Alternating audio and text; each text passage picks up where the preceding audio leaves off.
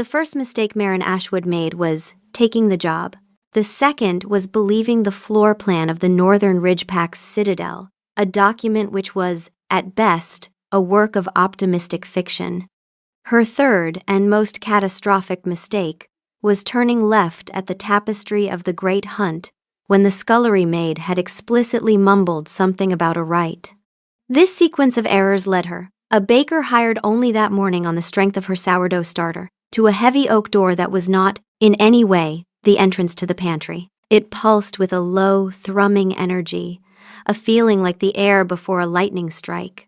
Her wolf, Sasha, who communicated exclusively in what Marin could only describe as clipped, tactical military briefings, offered a succinct analysis. Warning: high concentration alpha signature detected. Unauthorized access is a protocol violation. Also, source of nearby roasting meat is on the other side of this door. Marin, whose human brain was more concerned with the protocol violation than the roast, pushed it open. The room was not a pantry. It was a vast circular chamber carved from the mountain's heart, dominated by a steaming, sunken pool. Mist coiled in the air, thick with the scent of pine, ozone, and something intensely, overwhelmingly male. And in the center of that mist, rising from the water, was a man. A very large, very naked man. Water sluicing over shoulders wide enough to serve as a bridge, and a chest that looked like it had been sculpted by a particularly ambitious artist. His back was to her, but she didn't need to see his face. The sheer, suffocating power radiating from him was unmistakable. Alpha King Alaric Volkov, her new boss, her wolf, Sasha, went completely still. Observation. Target is anatomically impressive. Re-evaluating threat level, and potential as a source of future roasted meats. Marin's own brain simply shut down, replaced by a high-pitched internal screaming that had no words. He was mid-shift, or rather, just post-shift. The air still crackled with leftover power, the water fizzing around him. This was the most private, most vulnerable moment for a werewolf, and she had just walked into it like she was looking for a bag of flour. He hadn't noticed her. He ran a hand through his wet, dark hair, and the movement was so fluid, so unconsciously powerful, that it made her stomach clench. Run, her survival instincts screamed. Flee, apologize later, or never, just vaporize on the spot. But she couldn't. Her feet were fused to the stone floor. Her gaze, against her will, slid past the Alpha King. And that's when she saw them. Lining a series of meticulously carved shelves that circled half the room was a collection of rubber ducks, hundreds of them. There were pirate ducks, vampire ducks, ducks dressed as doctors and firefighters. There was a duck that was clearly supposed to be a Roman centurion, and another painted with the constellations. It was an army of cheerful, squeaky absurdity, a silent yellow rebellion against the grim, stone-carved majesty of the chamber.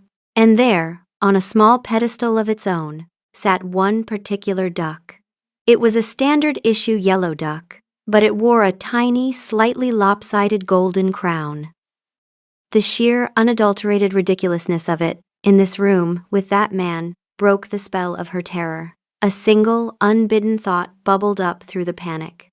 The Alpha King turned, his head tilting as if he'd finally sensed her. His eyes, the color of molten gold, widened in shock. He was magnificent. He was terrifying. He was the most powerful werewolf on the continent, and he had a royal rubber duck. The thought became a whisper, escaping her lips before she could stop it. The crown's crooked. Alaric Volkov froze. 1 second he was basking in the post-shift calm, the water soothing the ache in his bones from a day of tedious diplomacy. The next, a voice. A soft, feminine voice he'd never heard before, cut through the steam. His wolf, Fenrir, who lived in a state of perpetual enthusiasm, went from 0 to 1,000 in a nanosecond. New wolf! A girl! She is in our secret cave! Smells like bread and safety! Ours! Alaric's human brain was less enthused and far more horrified. He snatched a towel from the pool's edge, wrapping it around his waist with a speed that was deeply undignified. His eyes locked on the source of the voice. A woman stood in the doorway, small and utterly paralyzed, her baker's whites looking stark against the ancient stone. She wasn't cowering, not exactly. She was just staring.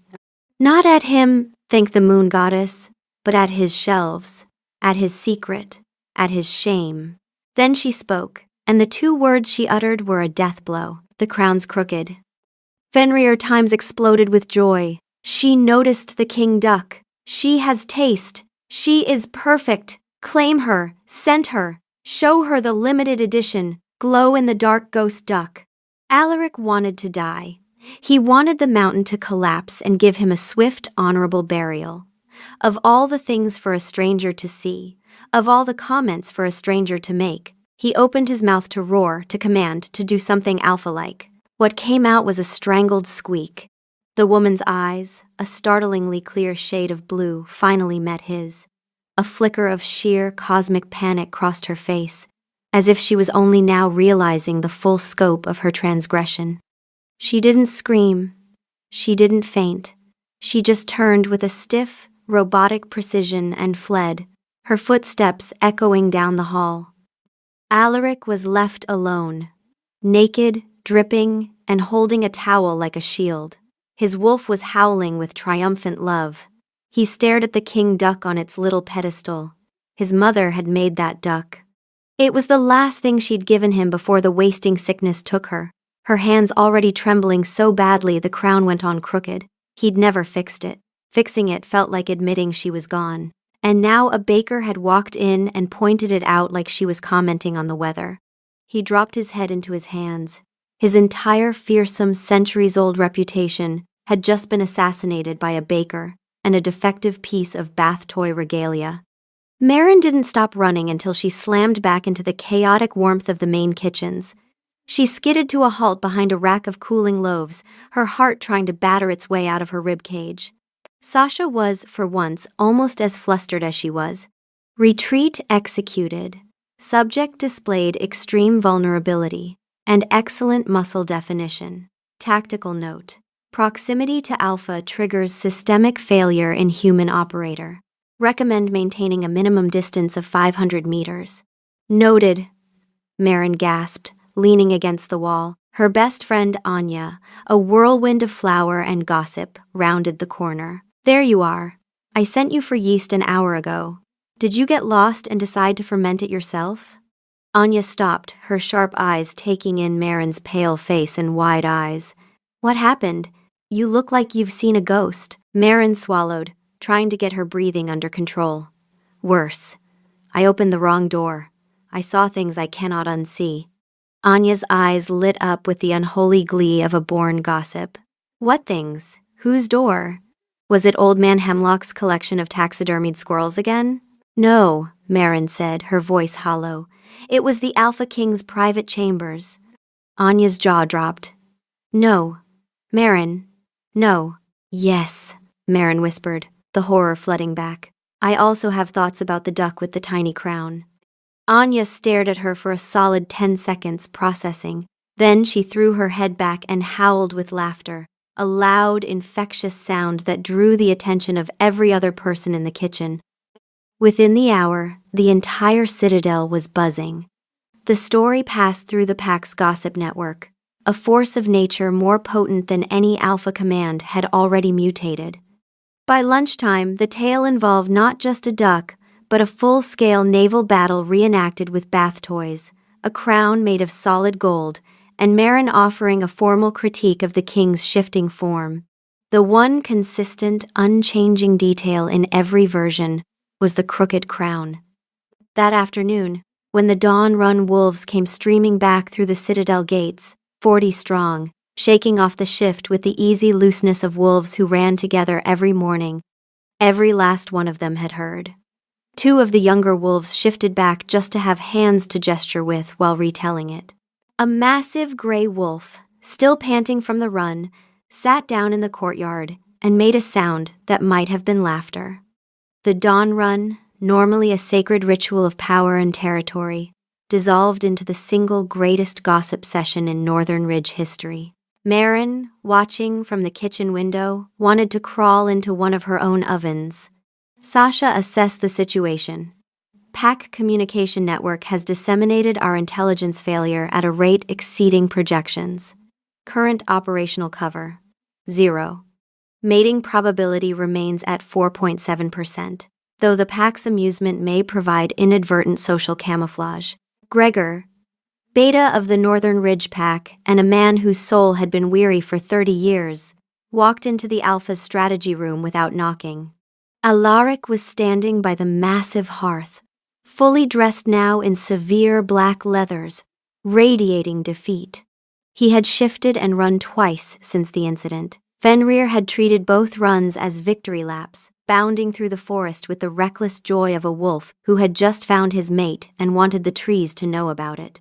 Alaric had been trying to outrun his own mortification. It hadn't worked.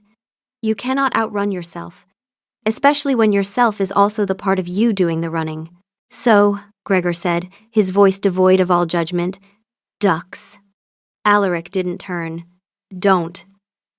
The entire pack is talking, Alaric. The kitchen staff are taking bets on what thoughts she has. Cook Elspeth has 5 silver pieces on aerodynamically unsound for a monarch. Alaric finally turned, his face a mask of torment. She saw them, Gregor. All of them. The Centurion, Captain Quack Sparrow, the limited edition Sherlock Holmes I had to import from the human world. Fenrir chose that moment to contribute. Gregor is here. Tell Gregor she is our mate. He will help. He is good at paperwork. My wolf thinks you're good at paperwork, Alaric said flatly. Gregor sighed, the sound of a man who had heard the ramblings of Alaric's over-enthusiastic wolf since they were pups. That's Fenrir's nicest compliment. Look, it's a baker. She saw some toys. It's embarrassing, but it's not a crisis. It is a crisis, Alaric paced, the movement tight with agitation. I have a meeting with the council in 20 minutes to discuss the Whispering Blight. Elderborn is already convinced I'm too soft to lead. How am I supposed to project strength when everyone in the Citadel is picturing me with a tiny, crookedly crowned duck? Fenrir bristled. The crown is not crooked. It is rackish. Our mate was joking. A love tease. My wolf insists the crown is rakish, Alaric muttered, rubbing his temples. Gregor studied him for a moment, then said quieter, Your mother made that duck, Alaric. The silence that followed was a different kind of silence. Not mortified, heavy. I know who made it, Alaric said. Then maybe it's not about the duck being seen. Maybe it's about who made it being seen. Alaric said nothing. Gregor let the silence hold, then moved on with the efficiency of a beta who knew when to push and when to leave the wound alone. The blight is the real problem. It's spreading. The lower pastures are already turning gray. Boren will use that, not the ducks. He'll use both, Alaric countered. He'll weave them together into a tapestry of my incompetence. The Alpha plays with toys while the land dies. I can already hear his speech. He stopped pacing and looked at his beta, his golden eyes pleading. I need to know what she meant. What thoughts? Was she mocking me? Disgusted? Intrigued? I can't function until I know. Gregor ran a hand over his face.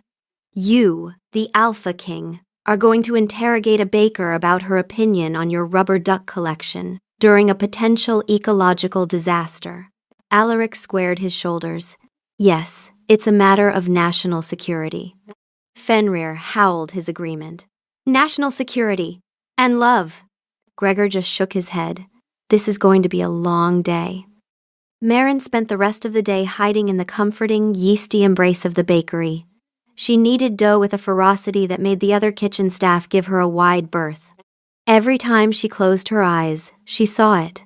The steam, the impossibly broad shoulders, the sheer absurdity of the duck shelf. Sasha was running background analysis. Log entry 47B. Human operator has compromised Alpha's private sanctuary. Potential consequences.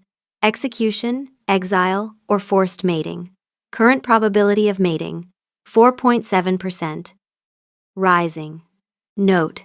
Human is producing stress-induced sourdough. Excellent aroma. Requesting a sample. We are not requesting a sample, Marin muttered, punching down a particularly stubborn ball of rye. We are maintaining a low profile. This was her specialty. Marin Ashwood was an expert at being invisible. She'd spent her whole life perfecting the art of being overlooked, of being so competent and quiet that no one ever bothered her. It was a defense mechanism born from a childhood of being the forgotten one, the quiet girl in the corner. You couldn't be abandoned if no one noticed you were there to begin with. And in one morning, she had detonated that entire life's work. She hadn't just been seen, she'd been seen by the Alpha King in the most mortifying context imaginable. She'd looked the sun in the eye and commented on its sunspot. A young pack guard, his face flushed with importance, appeared at the kitchen door. Marin Ashwood? Everyone stopped. The clatter of pots and pans died. Every eye was on her. So much for a low profile. The Alpha King requires your presence. In the throne room. A collective gasp went through the kitchen. Anya gave her a look that was equal parts terror and morbid curiosity. Marin felt her blood run cold. Sasha, however, was practical. Summons to command center. This is it. Scenario 1. Interrogation and summary execution. Scenario 2. Formal mate claim. Recommend preparing for both. Wear your good boots. Marin wiped her floury hands on her apron, her movements slow and deliberate. Her competence was her shield. If she was to be executed for seeing a duck, she would face it with the dignity of a baker who had never delivered a soggy-bottom tart in her life. She followed the guard through winding corridors until they reached 2 enormous carved doors, the throne room. The guard pushed them open, and Marin stepped inside. The room was designed to intimidate, all high-vaulted ceilings, grim tapestries, and stark stone. And on a massive, unforgiving throne at the far end sat Alaric Volkov. He looked every bit the Alpha King now, dressed in dark furs, his expression severe. The only thing undermining the effect was the frantic, screaming energy she could sense from his wolf. Fenrir was practically vibrating with excitement. She is here! She came! She smells even better up close, like yeast and honey and home. Ask her to stay. Command her to stay. Alaric gripped the arms of his throne, his knuckles white. He had a plan. Project power. Be aloof. Ask a question about pack provisions. Then, casually, slip in the question about the duck. Simple. Marin approached and gave a small, correct bow. She waited. The silence stretched. He just stared at her, his golden eyes intense. He opened his mouth. The plan evaporated. The bread, he said, his voice a low rumble. The bread? Marin repeated, her voice perfectly level. Yes. The pack requires a new bread. For morale. He sounded like he was inventing the words as he spoke. A morale bread. Gregor, standing near the throne, put a hand over his eyes. Alaric forged on, fueled by desperation. What are your thoughts on bread? Marin blinked. This was not the interrogation she'd expected. It's made of flour, water, yeast, and salt, Your Majesty. It rises. You bake it. Her deadpan delivery was flawless. He leaned forward, his intensity growing. But what are your thoughts on it? The philosophy, the essence of the bread. Fenrir was losing his mind. He is talking about bread. She likes bread. This is the perfect topic. We are so good at this. Sasha, in Marin's head, was running calculations. The Alpha is attempting to extract intelligence regarding the duck incident, using bread as a conversational proxy. Probability of success, 2.1%. Recommend allowing subject to exhaust his opening gambit before deploying countermeasures. Marin looked at the most powerful man on the continent, a man who could kill her with a gesture, who was leaning off his throne to ask her about the philosophy of bread, and she understood. He wasn't going to kill her. He was terrified of what she thought about his duck. A tiny spark of something that felt dangerously like power flickered inside her. The quiet, invisible baker had the king on a hook. She decided to let him dangle. Your Majesty, bread is my job. I think about it a great deal. My thoughts are complex. They can't be rushed. Alaric's eye twitched. Complex. Very, she confirmed. I once spent 3 weeks on a single thought about crust, the thought about crowns and how they should sit, that's still developing. Gregor made a sound like a man choking on his own dignity. Fenrir was rapturous. She is teasing him. This is flirting. We are being flirted with. Gregor, are you seeing this? Alaric opened his mouth to respond, closed it, opened it again. He looked like a man drowning in 3 feet of water and too proud to stand up. Before he could formulate a response to that blatant provocation, an aide hurried into the room, his face pale. Your Majesty, an urgent report from the Western Scouts. The blight, it's crossed the river. The soil is turning to dust. It's happening faster than we thought. The mood in the room shifted instantly. The absurdity of the bread interrogation vanished, replaced by a cold, sharp dread. Elder Borin, a formidable wolf with a face like a clenched fist, stepped forward from the shadows of the council. Another failure. The land withers while our alpha concerns himself with baking. The contempt in his voice was a physical force. Alaric stood, his own power flooding the room, pushing back against Borin's challenge. The brief moment of mortification was gone, replaced by the cold authority of a king. The baker may yet be more useful than your doomsaying, Borin. She sees things others miss. He glanced at Marin, and for a second, it wasn't about ducks. It was a king looking at a potential asset. See to your morale, bread baker. We will speak again. Marin bowed and retreated, her heart pounding for an entirely different reason. Sasha was practically humming. Observation. Alpha defended our position against hostile element. Strategic value has increased. Mating probability, 12.4%. In the following weeks, Marin threw herself into her work with a singular, desperate focus. The kitchens became her fortress. She experimented relentlessly, learning that the creeping, whispering blight didn't just kill the land but seemed to sap the life from stored grains and vegetables, making them taste of dust and despair. She started incorporating hardy, deep-root herbs from the high cliffs, plants the blight hadn't touched. Sundaisy and ironwood sap from the thin, wind-scoured granite ridges where the soil was too mean for the curse to bother with. One afternoon, she was pulling the first test loaf of a new recipe from the oven when the Alpha King walked into her kitchen. The entire room fell silent. This was becoming a pattern. He wasn't in his formal furs this time, but in simple leather training gear, still slightly damp from a run. He looked younger, and somehow more dangerous. He ignored everyone else and walked straight to her workstation. I smelled it from the training yard, he said, his voice low. Fenrir was a symphony of need. Bread, mate bread, it smells like her. We must have it. Politely, ask politely, command if necessary. Alaric's eyes were fixed on the steaming loaf. May I? Marin, her face impassive, sliced a piece and handed it to him. He took it, his fingers brushing hers. A jolt, sharp and electric, shot up her arm. She saw his eyes flash gold for a fraction of a second. He took a bite, and he stilled. The bread wasn't just good, it was hopeful. The deep, earthy flavor of the herbs fought back against the phantom taste of dust that had haunted all their food. It tasted like resilience. It tasted like defiance. What is this? He asked, his voice rough. Just an experiment, Your Majesty. The grain from the lower stores is losing its integrity. The mountain herbs seem to counteract it. The menders say the blight is a curse on the soul of the land. They burn sage and chant. You bake bread at it. Chanting doesn't fill bellies, Your Majesty. He laughed. A real, actual laugh, not the strained sound from the throne room. The sound echoed in the suddenly very quiet kitchen. Fenrir was beside himself. She made him laugh! Again! This is twice now! That's a pattern. Patterns mean love. He took another bite, his gaze never leaving her face. My father believed a pack's strength was in its swords.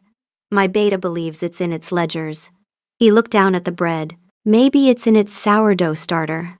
The conversation that followed was quiet, wedged between cooling racks and sacks of flour. He didn't ask about ducks. He asked about soil composition, crop rotation, the specific taste of the blight. She answered with the straightforward, practical knowledge of someone who understood the earth in a way his warriors did not. He listened, truly listened. Sasha assessed the tactical implications. The Alpha is beginning to understand basic logistics. There is hope for him yet. In that moment, the vast chasm between Alpha King and Baker shrank to nothing. It was just a man and a woman, talking about how to keep their world from turning to dust. The annual Howl was the Northern Ridgepack's most sacred festival, a tradition dating back 1,000 years. It was a night of feasting, reaffirming loyalties, and the presentation of gifts to the Alpha. Marin learned about this last part with a sinking feeling of dread. Every member of the pack presents something, Anya explained, barely containing her excitement. The warriors give whetstones, the hunters give pelts, the menders give bundles of rare herbs. And the bakers? Traditionally a single, perfect loaf, Anya said, grinning. No pressure. The pressure was immense. The entire pack would be watching, Elder Boren would be watching, and the Alpha King would be watching. The festival began in the Great Hall, a cavernous space lit by hundreds of torches. Alaric sat on his throne looking regal and remote, but Marin could feel the nervous energy thrumming off him from across the hall. He kept glancing at her. Fenrir was not subtle about it. She is wearing blue. It matches her eyes. She is the prettiest wolf in the room. Everyone is looking at her. Tell them to stop looking at her. The presentations began. Warriors knelt and offered newly sharpened blades. Alphas from allied packs presented chests of silver and pledges of support. Then it was Elder Boren's turn. He moved with a slow, theatrical gravity, carrying a long, cloth-wrapped object. He knelt before Alaric and unveiled a massive ancient spear, its obsidian tip gleaming wickedly. In times of weakness, we must remember our strength, Boren declared, his voice booming. This is the spear that slew the ice giants, a reminder that our pack was forged in blood and conquest, not in council meetings and bakeries. The challenge was unmistakable. A murmur went through the crowd. Alaric accepted the spear, his face a granite mask. A powerful reminder, Elder. Thank you. Then the herald called Marin's name. A hush fell. This was the baker from the stories, the one who had seen the king's ducks. She walked forward carrying her gift. It wasn't a fancy, decorative loaf. It was a large, round, dark loaf of her blight-resistant bread, the top scored in the shape of a snarling wolf's head. Simple, practical, hers. She knelt. Your Majesty. A loaf of bread to keep the pack fed. Boren scoffed, a quiet, derisive sound. Alaric ignored him. He reached out and took the bread, his fingers warm against hers. He looked from Boren's spear of war to her loaf of sustenance. A slow smile touched his lips. Some gifts feed the pack for a day, others feed its future. This is the most valuable gift I have received tonight. Fenrir was going to burst. Did you hear that? We just told the whole kingdom she is important. That was the smoothest thing we have ever said. Gregor, did you write that down? Someone should write that down. Gregor, standing behind the throne, looked exactly as tired as a man who had been listening to Fenrir all evening should look. The doors to the great hall burst open. A scout, gray with exhaustion, stumbled in. Your Majesty, the Northern Ward, the Blight. It's not creeping anymore. It's surging. The ancient wards have failed. It's like something is pulling it toward the heart of the citadel. Alaric was on his feet in an instant. The festive atmosphere shattered. Gregor, muster the sentinels. We ride north at once. He turned, his gaze sweeping the room, and it landed on Marin. You, he commanded. Baker, you come with us. Boren stepped forward, his face thunderous. This is madness. We're riding into a magical wasteland, not a picnic. What use is a baker? This baker understands the blight better than any mender in this hall. Her knowledge of the herbs that resist it could be the key. She comes. It wasn't a request. It was a royal command. Marin stood frozen as the fate of the pack suddenly, impossibly, landed squarely on her shoulders. Sasha's voice was grim. Field promotion. We are now attached to Alpha's command unit. Survival probability just dropped to 37%. Recommend requesting combat pay. Also recommend packing the heavy skillet. Cold iron has defensive applications. The ride north was a frantic, desperate affair. A dozen sentinels, led by Alaric, with Marin riding a borrowed mare in their midst. She had, on Sasha's advice, packed the heavy cast iron skillet that hung by her workstation. It was absurd. It was also the only weapon she had. Sasha approved. Operator has armed herself with a 4.2 kilogram cast iron implement. Effective range, melee only. Against supernatural entities, unknown, but the coefficient of iron against magical corruption has historical precedent. Also useful for making flatbread in field conditions. The air grew colder as they rode, carrying a metallic, dusty tang, the taste of the whispering blight. The vibrant greens of the forest faded to monochromatic gray, the trees skeletal and silent. Fenrir, for once, was subdued. The trees are sad. Fenrir does not like sad trees. The maid is cold. Give her your cloak. Give her all the cloaks. Build her a house, a warm one. My wolf wants me to give you my cloak, Alaric said, riding beside her. Your wolf is very considerate, Marin said. I'm fine. He also wants me to build you a house. I'm choosing to table that discussion. Sasha offered tactical input. The Alpha's wolf has a poor understanding of field logistics, but an acceptable instinct for temperature management. Note for the record, we are not cold. Marin was in fact cold. She said nothing. They reached the edge of the northern ward by dusk. The devastation was absolute. What was once a thriving forest was now a desert of gray dust and brittle dead trees. The air hummed with malevolent energy. A sudden, violent surge of magic pulsed from the ground. The air shimmered, the world twisted. Marin's mare screamed and reared, throwing her from the saddle. She landed hard. The breath knocked from her lungs. Alaric was instantly off his horse, shouting her name, but the world dissolved into a swirling vortex of gray mist. When it cleared, they were alone. The sentinels, the horses, the path, all gone. Where are they? Marin gasped, scrambling to her feet. A displacement trap, Alaric snarled, his hand on his sword. Triggered by the wardstone. We're on our own. Fenrir was in full-blown panic mode. They are gone! We are alone with mate! In the scary gray place! Protect her! Build a fort! A big one! With a moat! And ducks! Decorative ducks for morale! Sasha countered with her own assessment. Displacement confirmed. GPS equivalent, non-existent. Hostile magical signatures, multiple. Operator is armed with one skillet. Tactical outlook. Grim. A low growl echoed from the dead trees. Shapes began to coalesce from the dust. Blight wraiths, twisted spirits of the land, drawn to the living warmth of two werewolves.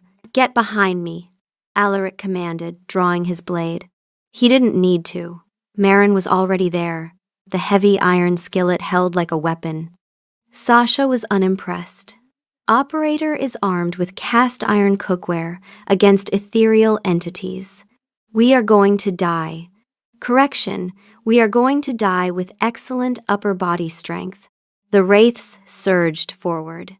Alaric moved like a storm, his sword a blur of silver light, but there were too many. One slipped past his guard, its ghostly claws reaching for Marin. She swung the skillet with all her might. The cold iron connected with the wraith's form with a dissonant clang, and the creature shrieked and recoiled. Alaric used the opening to dispatch it. Not bad, he grunted, for a baker. I have a very strong kneading arm, she retorted, her knuckles white around the handle. Fenrir was thrilled. She hit a ghost with a pan. That is the most attractive thing anyone has ever done. Tell her right now. Sasha was recalculating. Upratement correction to previous assessment. Cast iron implements effective against blight entities. Revised tactical rating of operator. Adequate. Bordering on impressive. They fought back to back.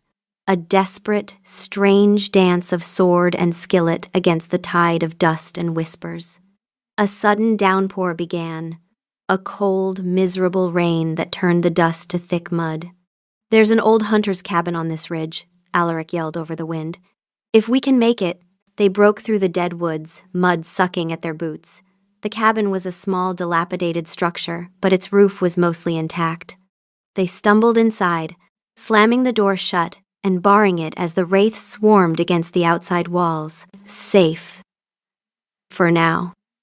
They stood in the dark, single-room cabin, panting, soaked, and covered in mud. The only furniture was a rickety table, 2 chairs, and a single, narrow cot piled with dusty furs. Forced proximity. 1 bed. Sasha issued a dry report. Situation has devolved into a predictable narrative structure. 1 bed, 2 combatants, inclement weather, probability of mating, 68%, and rising with every passing minute of shared body heat. Alaric managed to get a fire started. The cabin was small, intimate, the world outside reduced to rain and the occasional frustrated hiss of a wraith. He was tending to a cut on his arm, his movements stiff. She noticed he was favoring his left side. "You're hurt," she said. "It's nothing. Let me see." Before he could protest, she was there, gently pushing his hand aside. A deep gash ran along his ribs, angry and black-edged from a wraith's touch. "This isn't nothing. It's blighted." She rummaged through the small pouch at her belt, sun daisy and dried ironwood bark. "This will hurt." She pressed the poultice against the wound. He hissed, his body rigid, but he didn't pull away. He just watched her, his golden eyes dark in the firelight. Her touch was firm, competent, and unbelievably gentle. No one had touched him with such uncomplicated care in years. "Thank you," he said. She just nodded, concentrating on the bandage. Then her hand, rummaging in his pack for more cloth, closed around something smooth and round. She pulled it out. The king duck. The tiny crooked crown glinted in the firelight. Alaric froze. The expression on his face was the most naked thing she had ever seen, more exposed than the moment in the bathroom. This was the secret beneath the secret. Marin held the duck carefully. She didn't laugh. She didn't comment. She looked at the tiny, imperfect crown, and she looked at the man who had packed it for a suicide mission into blighted territory. And she understood something that rearranged everything she thought she knew about him. She put the duck on the table between them, propped up against the lantern. She didn't say a word about it. Sasha, for once, had nothing tactical to offer. Her wolf was just quiet, in the way that meant she was paying attention to something important. The silence held. Then Alaric spoke, his voice rough. "They all think I'm failing. Boren is right. My father was a storm. He commanded respect. I negotiate. I compromise." He looked at the duck on the table. "I carry toys into combat." He said it like a confession. But Marin heard something underneath the shame. A man who kept his mother's last gift in arm's reach, even when everything was falling apart. That wasn't weakness. That was the kind of strength that didn't need an audience. "Your father's way led him to an ambush," she said quietly. "Maybe a storm isn't what the pack needs right now. What does it need? Someone who knows the difference between strength and volume." He looked at her, and the look was so raw, so undefended, that she had to fight the urge to look away. This was a man who had been performing a role his entire reign, and she had just seen the person underneath. Not a king, not an alpha. Just a man sitting in a cabin with a rubber duck and a wound he couldn't dress himself. "Why do you hide in the kitchens, Marin?" he asked, his voice gentle. The question pierced through her defenses. "Because it's safe?" she whispered, the confession costing her everything. "In the kitchens, I'm just the baker. Useful. No one looks too close. No one expects anything." She stopped, swallowed. "If you're invisible, no one can leave you." He reached out. His hand covered hers. "I see you, Marin." The fire crackled. The rain hammered the roof. The wraiths hissed outside. And between them, on the table, the king duck with its crooked crown, kept watch over two people who had just shown each other the most terrifying thing they owned, the truth. He leaned in. She met him halfway. The kiss was not gentle. It was desperate and hungry, and tasted like rain and iron, and the sharp edge of fear that this could be taken away before it had properly started. His hand came up to cradle the back of her neck, and she gripped the front of his shirt, and for a moment the blight and the wraiths and the political disaster waiting back at the Citadel simply ceased to exist. Fenrir was a supernova of joy. They are kissing. This is the best day of Fenrir's life. Every day is the best day, but this one is the best day. Sasha maintained professional composure with visible difficulty. Physical contact initiated, heart rate elevated, cognitive function compromised. Tactical assessment.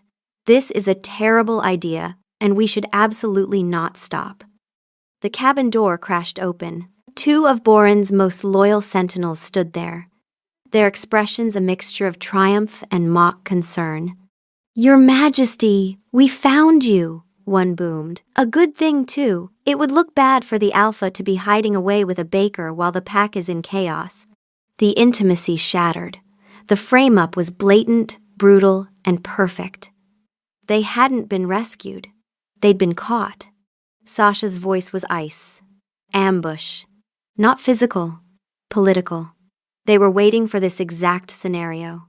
Recommend full tactical withdrawal and engagement of legal counsel. The return was a walk of shame. The news, carefully spun by Boren's faction, preceded them. The Alpha King had been found dallying with the baker in a cabin while the pack burned. Boren convened an emergency council meeting. The optics were damning. The council chamber was full.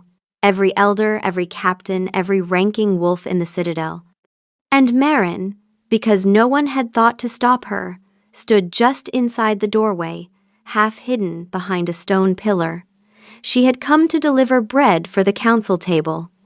She stayed because something in the room's silence told her she needed to hear what came next. Boren was magnificent in his performance. "The pack faces extinction," he thundered, "and our Alpha King was hiding in a cabin with, what? A kitchen girl? A baker?" He turned to Alaric with theatrical concern. "Tell us, Your Majesty, is the crown now being advised by someone whose greatest tactical achievement is sourdough?" Laughter. "Not much, but enough." The sound cut. Alaric stood at the head of the table. Gregor was beside him, stone-faced, and Alaric could feel the political math closing in. If he defended Marin, Boren would use her as leverage, proof the king was compromised, thinking with his heart instead of his head. She would become a target, not just for mockery, for harm. He made a choice. A terrible, strategic, unforgivable choice. "The baker means nothing to me," Alaric said. His voice was steady, cold, and carried to every corner of the chamber. "She was in the wrong place at the wrong time. I was surveying the Northern Ward damage and took shelter from the Wraith storm. She happened to be there, that's all." Behind the pillar, Marin stopped breathing. Fenrir went silent. Not quiet, silent. The difference was enormous. Quiet meant listening. Silent meant something had broken. Boren pressed his advantage, smiling. "And yet the baker has been seen in the herb stores, the Wardstone archives, the Mender's Wing, conducting what she calls research into the blight. On whose authority?" Alaric didn't hesitate. "Mine, which I am now revoking." He turned to Gregor. "Effective immediately, the baker is relieved of any duties beyond the kitchens. No access to the herb stores, the archives, or any materials related to the blight. She will bake bread. Nothing more." Gregor's jaw tightened, but he nodded. Orders were orders. The chamber murmured approval. Boren sat back, satisfied. The threat had been neutralized. The girl dismissed. The king brought to heel. Marin stood behind the pillar and felt the world tilt. He had not just hidden her, he had erased her. Publicly called her nothing, not in a private room, not in a whispered apology, but in front of every wolf who mattered. And then he had taken the one thing she had built for herself, her research, her contribution, her proof that she was more than flour and water, and stripped it away like it was his to take. She set the breadbasket down silently on the nearest bench and walked out. No one noticed. No one ever noticed the baker. Sasha's voice was barely a whisper. Tactical assessment. We have been designated expendable. All contributions classified as non-essential. Standing orders. Return to baseline. Bake bread. Be invisible. The wolf paused. I don't want to be invisible anymore. Neither did Marin. Back in the kitchens, Marin stood perfectly still. The pain was a physical thing, a cold weight in her chest. He had seen her, just for a moment, in that cabin, with the duck between them and his hand on hers. He had seen her, and then he had willingly, deliberately put her back in the shadows.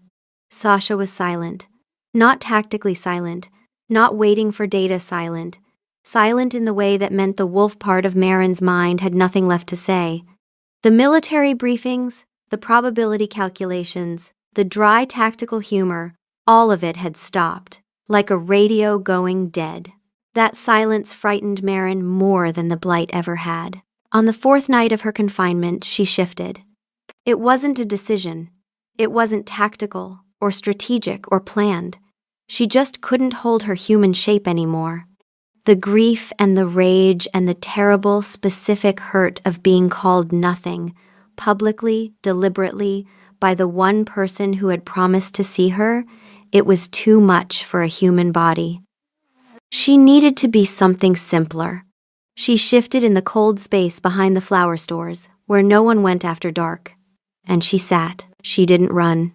She didn't hunt. She didn't pace. She sat, a lean gray wolf with blue eyes, utterly motionless in the dark. The kitchen staff who passed by the next morning saw her there, still as stone, and gave her a wide berth. No one spoke to her. No one tried to coax her back. A wolf sitting perfectly still is not calm. It is the opposite of calm. It is grief compressed to its densest point, a silence that has weight. Sasha said nothing. For 3 days, Sasha said nothing at all. When Marin finally shifted back, driven by hunger, by the practical knowledge that she couldn't sit in the dark forever, she stood on 2 legs and felt something new. The grief was still there, but underneath it, cold and clean as iron, was clarity.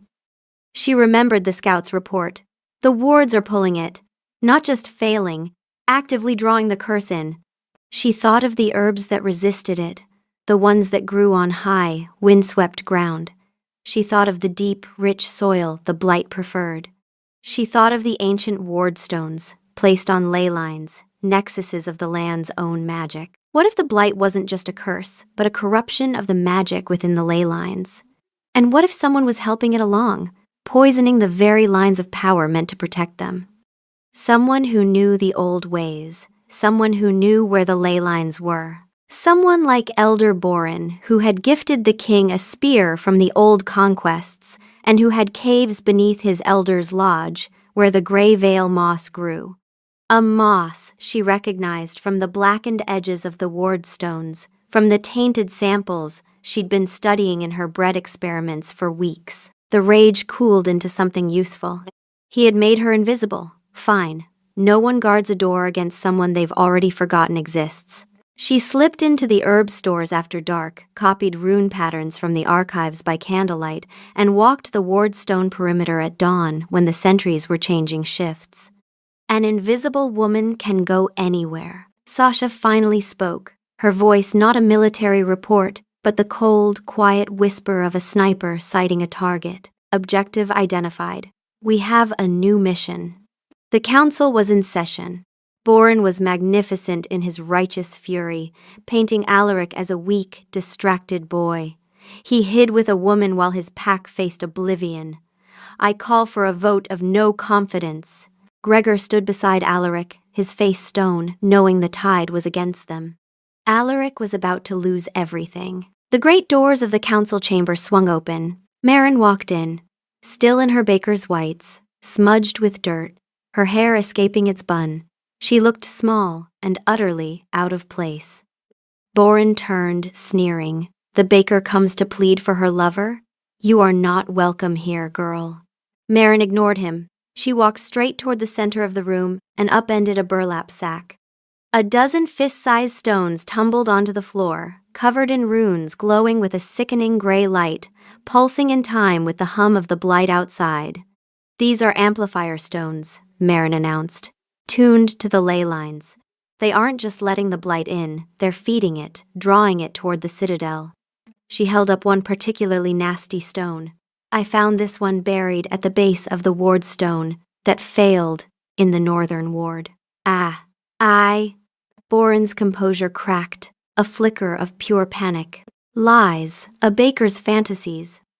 I know herbs, Marin said, her voice lethally calm. And I know soil. And I know that these stones are soaked in a distillation of grayvale moss, a plant that only grows in one place, the caves beneath the Elder's Lodge. Your lodge, Boren.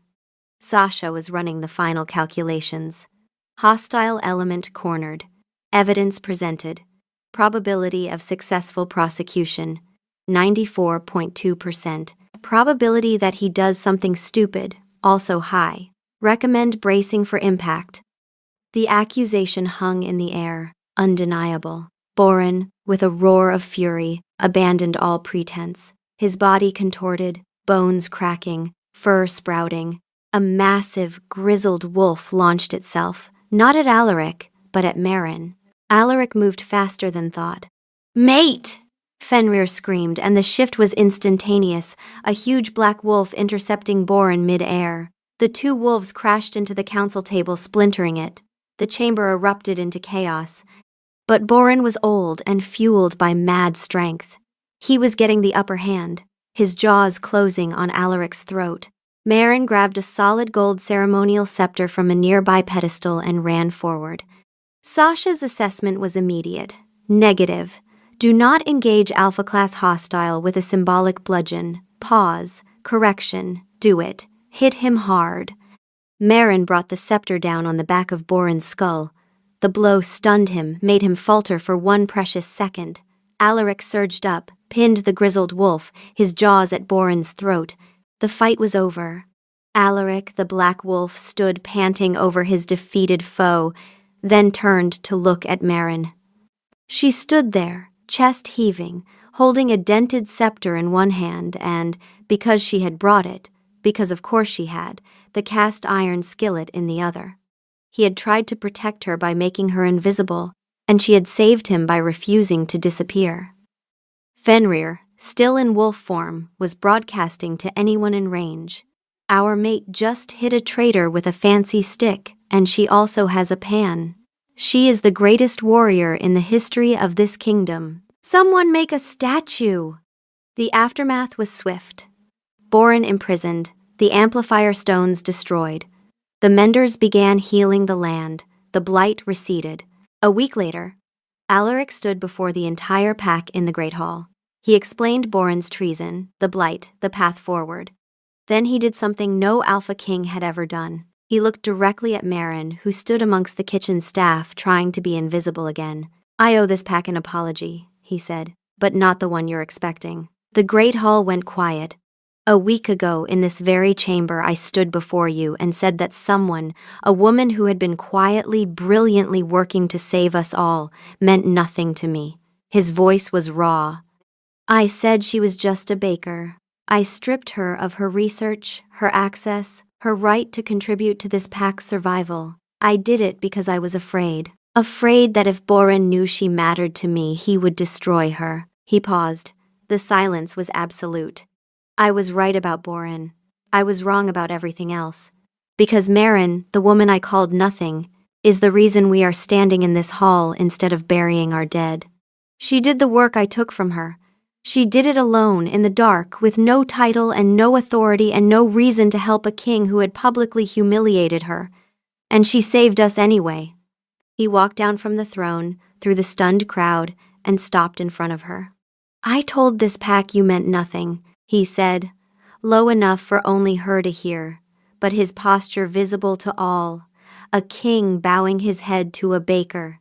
That was the worst lie I have ever told, and I am sorry. Her breath hitched. He wasn't just apologizing, he was naming the wound, both wounds, the public denial and the stolen work. He understood. Then he reached into his tunic and pulled out the king duck, the tiny crooked crown. He held it out to her. You never told me your thoughts. The entire pack held its breath. Marin looked at the duck. She looked at the man. She did not take it. Not here, she said quietly. Come find me in the kitchen, and bring the duck. And Fenrir nearly had a seizure. She made him come to her. She is giving orders to the Alpha King. This is the best thing that has ever happened in the history of things happening. Gregor, behind the throne, allowed himself the smallest smile. It was the most expressive he'd been in 30 years. Alaric came to the kitchen an hour later. He didn't stride. He didn't command. He sat on a stool at Marin's workstation, the king duck placed carefully on the flour-dusted surface between them, and he waited. The kitchen staff pretended very hard to be working. Marin kneaded dough. She let him sit. After 10 full minutes of silence, Sasha counting every second, she spoke without looking up. She means nothing to me. She repeated his words back to him, flat and precise, like reading a coroner's report. That's what you said. Alaric didn't flinch. Yes. In front of the entire council, in front of every wolf I have to look in the eye every day. Every wolf who already thought I was just the girl who makes the bread. She punched the dough. You confirmed it for them. The Alpha King himself said so. Yes. And then you took my research. The one thing I'd built that proved I was more than this kitchen. Her hands stilled. You didn't just hide me, Alaric. You unmade me. Publicly. You took my work and my dignity in front of every person who already overlooked me, and you did it to save yourself. To save you. She looked up, and her blue eyes were steady and furious and wet. Is there a difference? You decided what I needed without asking me. You made me small so that I would be safe, and you never once considered that being made small was the thing I was most afraid of. The words hit him like a physical blow. He opened his mouth, closed it, opened it again. You're right, he said quietly. I told myself it was strategy, that I was protecting you from Borin. And part of that was true, he would have targeted you. But the truth underneath the truth is that I was terrified. He stared at the flour-dusted countertop. Not of Borin, of needing you. Of standing in front of that council and admitting that a baker I'd known for weeks had become the most important person in my world, that scared me more than the blight. Marin said nothing. So I lied. I said you meant nothing because saying you meant everything would have cost me control. And I chose control over you. He looked at her. That's not protection. That's cowardice. And I will carry the sound of my own voice saying those words for the rest of my life. She slammed the dough down hard enough to make the duck wobble. And the research, my herbs, my archives, my work on the blight, you took that too. Like it was yours to give and yours to take. It wasn't, it was yours. You built it from nothing, and I erased it with a sentence because it was convenient. He swallowed. I didn't just make you invisible, Marin. I made you small. And you are the least small person I have ever met. Sasha ran the numbers. Sincerity index, high. Self-awareness, unexpectedly advanced. Probability of repeated offense, declining. But data is insufficient for full trust restoration. Recommend provisional re-engagement with extended monitoring and a very large margin for error. Marin looked at him for a long time. The anger was still there. It would be there for a while, but underneath it, something shifted. Not forgiveness, not yet. But the recognition that he wasn't performing remorse. He was drowning in it. She slid a piece of bread across the counter. He took it. It was a start. That evening he brought her to the bathroom. He opened the heavy oak door, and this time the room wasn't filled with steam or shock, or the high-pitched internal screaming of a woman who had taken a catastrophically wrong turn. It was warm, quiet, lit by candles that reflected off the water. The shelves of ducks glowed softly in the amber light. "I want to show you something," he said. He led her to the little pedestal where the king duck sat. He picked it up carefully, turning it in his hands. "My mother made this," he said. "It was the last thing she gave me. She was already dying, the wasting sickness. Her hands shook so badly by the end that she couldn't paint straight lines anymore. She'd been a woodcarver before, made beautiful things. And the last thing she made was this ridiculous little duck." He touched the crooked crown with one finger. The crown went on wrong because her hands were trembling. She apologized for it, said she'd fix it when she was feeling better. His voice didn't break, it just got very quiet. She never felt better. Marin stood very still. The duck in his hands was no longer absurd. It was the only object in the room that mattered. "I started collecting them after she died," Alaric continued. "Pirate ducks, astronaut ducks, Captain Quack Sparrow, because she would have thought it was hilarious, because she always said a king who can't laugh at himself isn't fit to rule. I put them in here, in the most private room in the citadel, because this was the one place I was allowed to not be strong." His gaze found hers. "And then you walked in and saw all of it. Every single duck. And the first thing you said, the very first thing, was that the crown was crooked." "I'm sorry," Marin whispered. "I didn't know."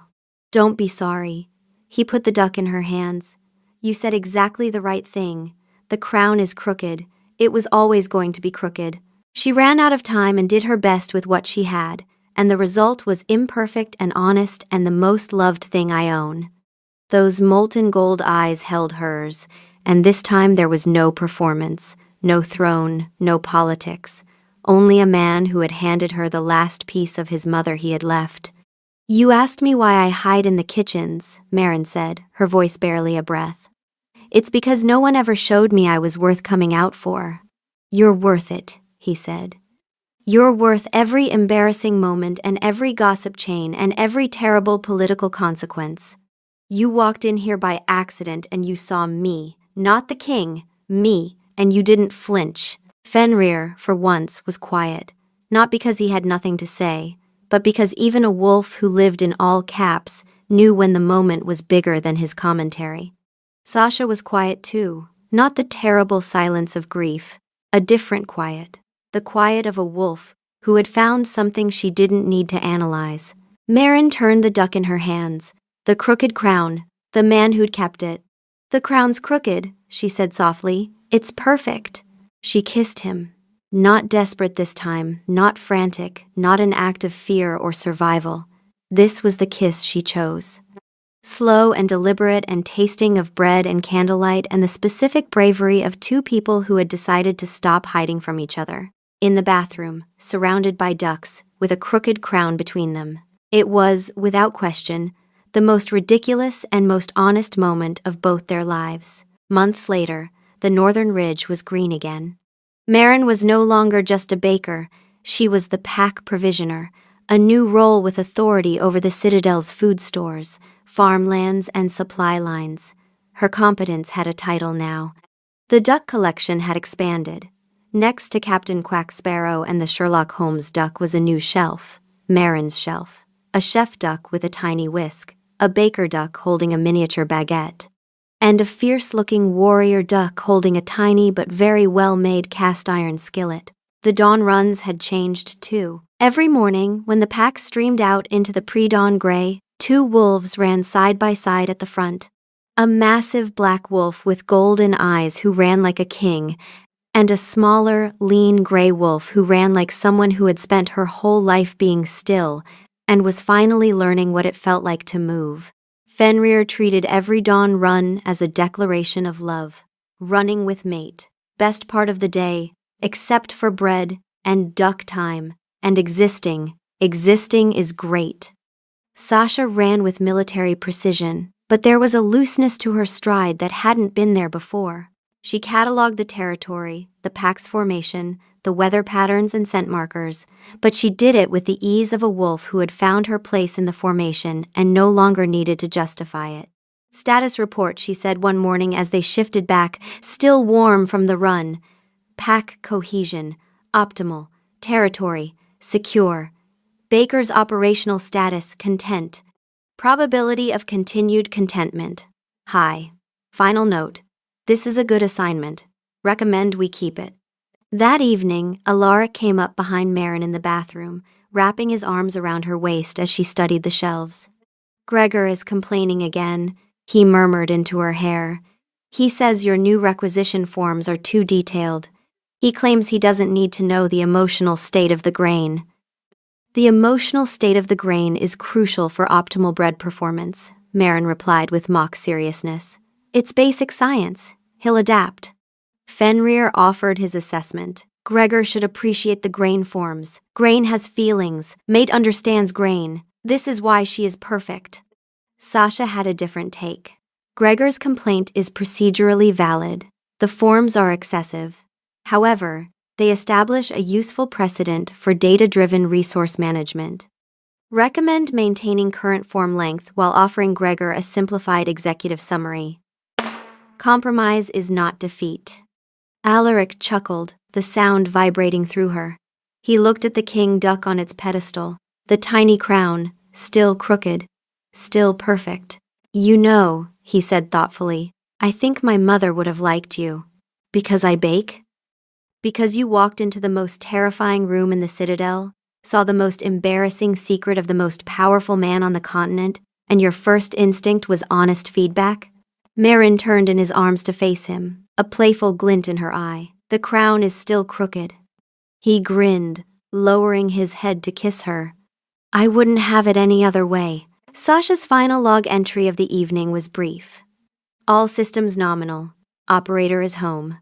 And in a kingdom that had been saved by sourdough and stubbornness, and a woman who refused to be invisible, the most revolutionary object in the entire palace sat on a little pedestal in the Alpha King's bathroom. A rubber duck, with a crooked crown. Honest, imperfect, loved.